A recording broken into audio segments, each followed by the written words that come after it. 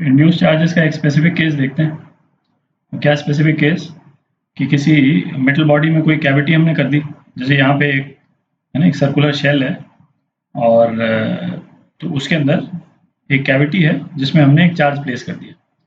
तो हम ये देखेंगे कि इस चार्ज के कारण मेटल बॉडी में को कैसे कैसे चार्ज इंड्यूस होते हैं और उनका डिस्ट्रीब्यूशन कैसे होता है।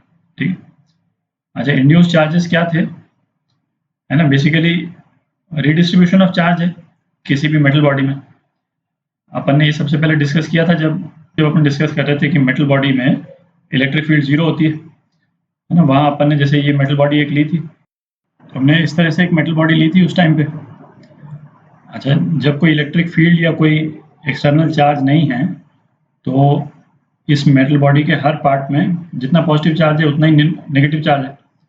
तो इस मेटल बॉडी का हर पार्ट जो है वो इलेक्ट्रिकली न्यूट्रल है। ठीक है।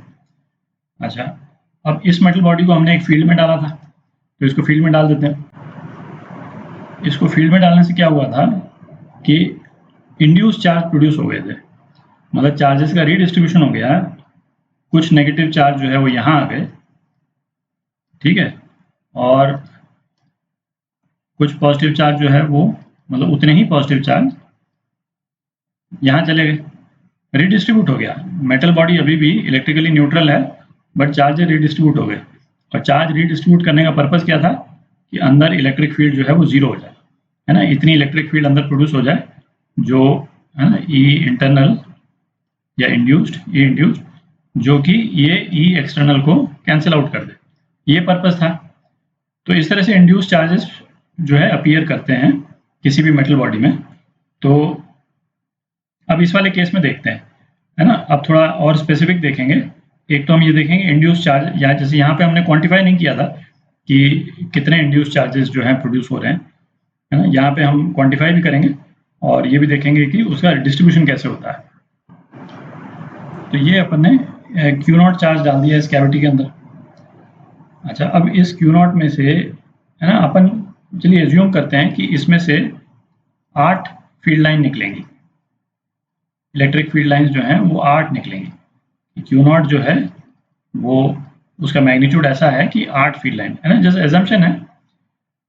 तो ये 8 फील्ड लाइन जो है वो, सपोज मैं कोशिश करता हूँ सिमेट्रिकली बना देने की, 4 5 6 7 और 8, ठीक है। अच्छा, अब ये इलेक्ट्रिक फील्ड लाइन जो है वो मेटल बॉडी को तो पास नहीं कर सकती, क्योंकि मेटल बॉडी में तो इलेक्ट्रिक फील्ड होती नहीं, फील्ड नहीं होती तो इलेक्ट्रिक फील्ड लाइन भी पास नहीं हो सकती। तो इसका मतलब क्या हुआ, और ये फील्ड लाइन जो है इसको टर्मिनेट करना जरूरी है नेगेटिव चार्ज में, है ना। ये तो फंडामेंटल रूल है ना, जो अपन ने देखा था जब इलेक्ट्रिक फील्ड लाइन डिस्कस कर रहे थे कि इलेक्ट्रिक फील्ड लाइंस को नेगेटिव चार्ज में टर्मिनेट होना जरूरी है। तो इसको टर्मिनेट कराने के लिए यहाँ पे जो है मेटल बॉडी के अंदर नेगेटिव चार्ज इंड्यूस हो जाएगा, ताकि जो है ये इलेक्ट्रिक फील्ड लाइंस इस नेगेटिव चार्ज पे टर्मिनेट कर जाएं, ठीक है। अच्छा, तो अब ये क्वेश्चन है कि भाई ये नेगेटिव चार्ज अपने को चाहिए कितना। तो यदि 8 फील्ड लाइन के बराबर हमको चार्ज चाहिए मैग्नीट्यूड में, तो यदि क्यू नॉट चार्ज जो है वो 8 फील्ड लाइन प्रोड्यूस करता है, तो इंड्यूस चार्ज कितना होगा, क्यू इंड्यूस कितना होगा, माइनस क्यू नॉट, ठीक है, क्योंकि 8 फील्ड लाइंस को तो हमको कंज्यूम करना है। तो 8 फील्ड लाइन जो है माइनस क्यू नॉट जो है वो कंज्यूम कर लेगा और उस पर टर्मिनेट कर देगा, ठीक है। अच्छा, अब जो मेटल सरफेस है वो तो इलेक्ट्रिकली न्यूट्रल है, ठीक है। तो अब इक्विवेलेंट पॉजिटिव चार्ज जो है वो इस पे, है ना, प्लस क्यू नॉट डेवलप होगा, और प्लस क्यू नॉट कहाँ पे जाएगा, आउटर सरफेस पे, है ना। प्लस क्यू नॉट जो है वो आउटर सरफेस पे डिस्ट्रीब्यूट हो गया। तो टोटल इंड्यूस चार्ज जो है वो 0 रहा, है ना, माइनस क्यू नॉट, और फिर ये गया आपका आउटर सरफेस पे, और ये कहाँ पे गया, ये इनर सरफेस पे, ठीक है। जो ये आउटर सरफेस पे जो डिस्ट्रीब्यूट हुआ, ये अंदर का चार्ज इंड्यूस चार्ज किस तरह से डिस्ट्रीब्यूट हो रहा है उससे कोई फर्क नहीं पड़ता है। ये आउटर सरफेस पे डिस्ट्रीब्यूट होने वाला प्रिंसिपल वही रहेगा, क्या, चार्ज डेंसिटी जो है वो इनवर्सली प्रोपोर्शनल टू 1/r।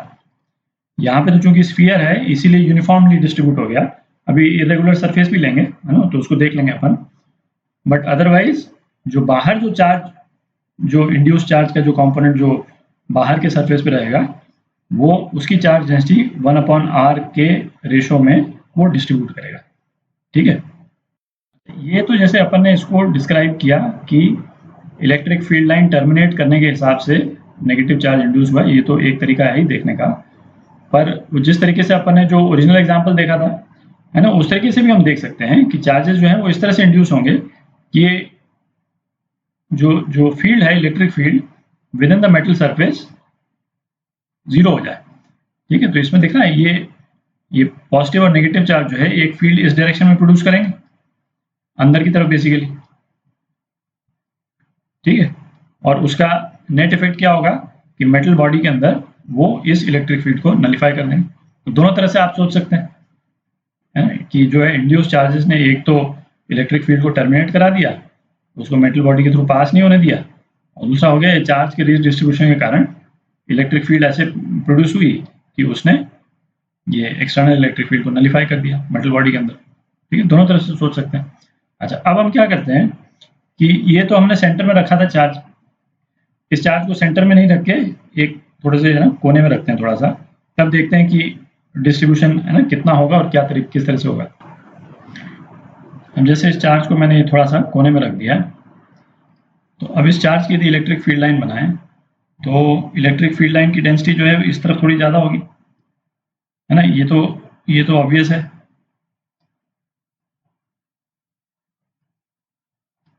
ठीक है, और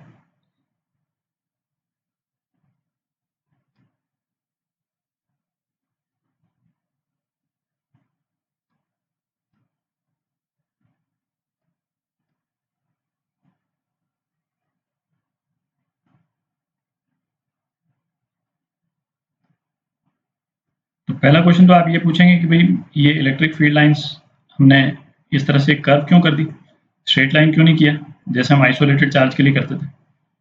तो इसमें भी इलेक्ट्रिक फील्ड लाइन का एक प्रिंसिपल जो है वो अपन ने पढ़ा था कि किसी भी मेटल बॉडी पे जो फील्ड लाइन जो है वो परपेंडिकुलरली निकलती है ना, चाहे निकल रही हो चाहे रिसीव हो रही हो। तो यहाँ पे तो कैप्चर हो रही है और परपेंडिकुलरली कैप्चर होगी, और उसका रीजन अपन देख चुके हैं जब इलेक्ट्रिक फील्ड लाइन डिस्कस कर रहे थे। ठीक है, इसीलिए इस तरह से बनाई है। तो अब ये ऑब्वियस है कि चार्ज का डिस्ट्रीब्यूशन जो है वो जो इनर सरफेस पे है, सॉरी नेगेटिव रहेगा यहाँ पे, है ना, वो जिस तरफ चार्ज है वहां पे थोड़ा सा ज्यादा कॉन्सेंट्रेटेड होगा, और जिस तरफ चार्ज नहीं है, मतलब चार्ज जहां से दूर है वहां पे कम कॉन्सेंट्रेटेड होगा। तो इनर सरफेस पे तो जो इसका डिस्ट्रीब्यूशन है वो इस तरह का दिख रहा है। ठीक है, यहाँ पे ज्यादा कॉन्सेंट्रेटेड है और बाकी जगह पे कम कॉन्सेंट्रेटेड है। पर जो आउटर सरफेस है, सी आउटर सरफेस को कोई फर्क नहीं पड़ता है कि अंदर से चार्ज किस तरह से इंड्यूस हुआ, अंदर के चार्ज की लोकेशन क्या है, उसको कोई फर्क नहीं पड़ता है। उसको तो ऐसा ही लगेगा कि ऊपर से हमको एक पॉजिटिव चार्ज दिया है, जैसे इस केस में पॉजिटिव चार्ज, और मुझे इसको रिडिस्ट्रीब्यूट करना है। तो वो आउटर सरफेस जो है वो इसी प्रिंसिपल को फॉलो करेगा। उसको ये नहीं फर्क पड़ता है कि इनर चार्ज जो है वो यहाँ पे है या कहाँ पे।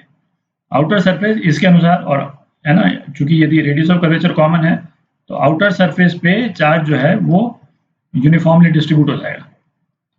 4, 5, 6, 7, 8, है ना, मैंने यूनिफॉर्मली डिस्ट्रीब्यूट कराने की कोशिश की है, थोड़ा आप देख लीजिए, थोड़ा आगे पीछे हो गया हो।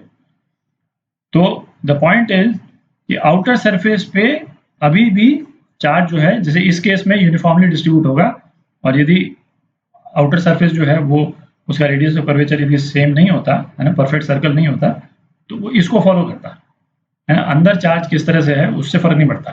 ठीक है, तो हालांकि खैर इसके एग्जाम्पल तो अपन आगे करेंगे।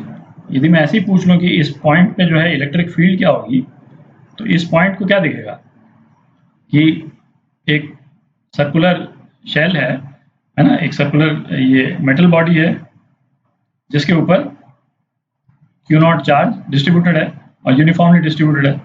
तो इसके ऊपर जो इलेक्ट्रिक फील्ड जो आ जाएगी जैसे अपन ने कैलकुलेट किया था पहले, है ना, Q अपॉन 4πε0 और जो इसका डिस्टेंस है r², है ना, ये इलेक्ट्रिक फील्ड हो जाएगी। बेसिकली ये चार्ज Q0 ये रीडिस्ट्रीब्यूशन के मेथड से, है ना, उसका इफेक्ट कम्युनिकेट हो गया बाहर।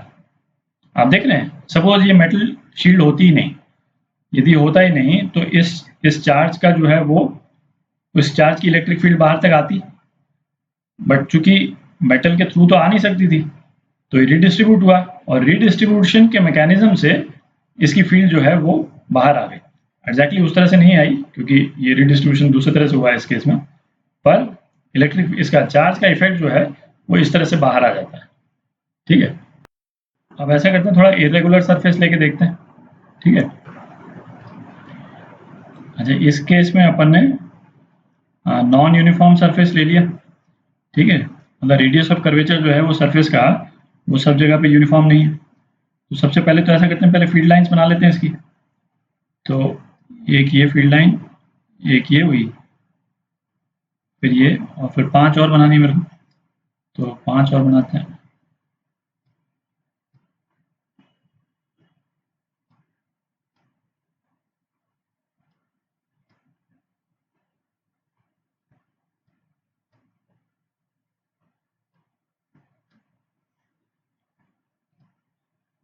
तो ये तो फील्ड लाइंस हो गई।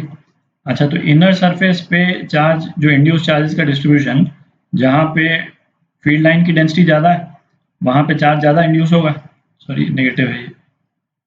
ठीक है, तो जहाँ फील्ड लाइन की डेंसिटी जैसे यहाँ पे ज़्यादा है तो यहाँ पे चार्ज का कॉन्सेंट्रेशन ज़्यादा होगा इंड्यूस चार्जेस का।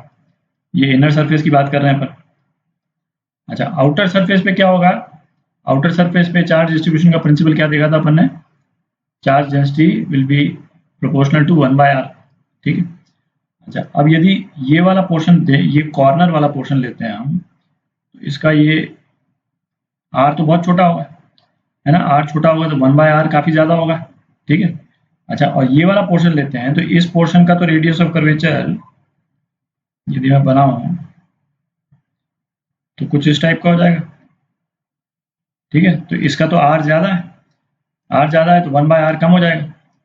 तो यहाँ पे जो है वो 1/r कम है और यहाँ 1/r तो काफ़ी ज़्यादा है इनफैक्ट। ठीक है, अच्छा ये जैसे ये तो ऑलमोस्ट प्लेन सरफेस है, तो प्लेन सरफेस है तो r तो ऑलमोस्ट इन्फिनिटी हो गया इसका, तो है ना, 1/r तो बहुत ही कम हो गया। तो यहाँ चार्ज का डिस्ट्रीब्यूशन और भी सबसे ज़्यादा कम होगा। तो अब आउटर सरफेस पे चार्ज का डिस्ट्रीब्यूशन बनाएं तो ऑलमोस्ट आप देखिएगा जो इनर सरफेस के चार्ज के डिस्ट्रीब्यूशन से ऑलमोस्ट उल्टा हो जाएगा। ठीक है, जैसे इनर सरफेस पे यहाँ कॉन्सेंट्रेशन ज़्यादा है, बट जैसे आउटर सरफेस पे बिल्कुल स्प्रेड आउट रहेगा यहाँ पे। ठीक है, मैं कोशिश कर रहा हूँ, और बाकी जो 4 चार्जेस हैं वो सारे इधर आ जाएंगे। क्यों? क्योंकि ये पॉइंटेड है। ठीक है, 1/r जो है यहाँ पे काफ़ी ज़्यादा है और यहाँ पे जो है वो 1/r कम होने के कारण चार्ज का डिस्ट्रीब्यूशन कम है। तो आप देखिए जो येलो वाले जो चार्जेस हैं अंदर, वो यहाँ पे ज़्यादा है लेफ्ट साइड में और यहाँ कम है, और बाहर वाले में एग्जैक्ट अपोजिट है। तो पॉइंट वही है कि जो बाहर का चार्ज डिस्ट्रीब्यूशन है वो इंडिपेंडेंट है अंदर के चार्ज डिस्ट्रीब्यूशन से और इसको फॉलो करता है। ठीक है।